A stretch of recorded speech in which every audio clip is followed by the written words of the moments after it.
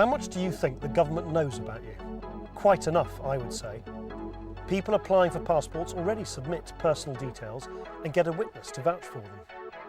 But under the proposed ID card scheme, the government will start collecting massive amounts of information about each and every one of us.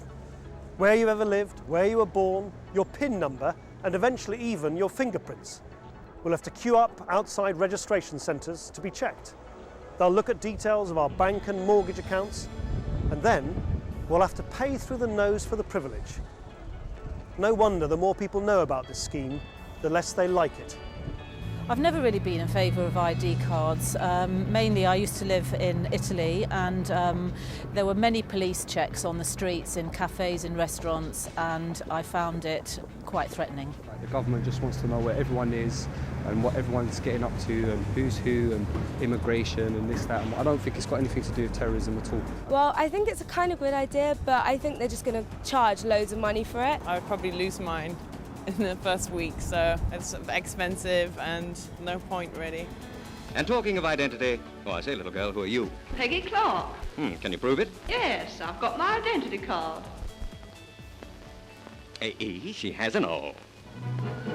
Britain had ID cards during the Second World War. Winston Churchill scrapped them because they weren't needed anymore. Now Gordon Brown wants to bring all that back. It might be worth it, some might say, if it stopped terrorism. But it won't. The terrorists who bombed the main station in Madrid all had valid Spanish ID cards. The 9/11 bombers had valid papers too. The child benefit scandal has made it crystal clear that government can't be trusted with our personal information. In fact, this government's lost more of our private data than any government in history. Your information is simply not safe in their hands.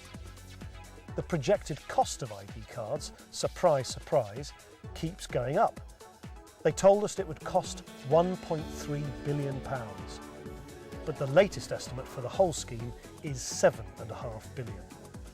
If we spent that money on extra police, we'd have far more impact on crime and terrorism. This wasteful scheme is an outrage. I promise to do everything I can to stop it. I personally will refuse to put my details on the register, even if that means going to court. By acting together, we can stop this government from forcing us to give them precious personal information about each and every one of us, information which fraudsters are gagging to get their hands on.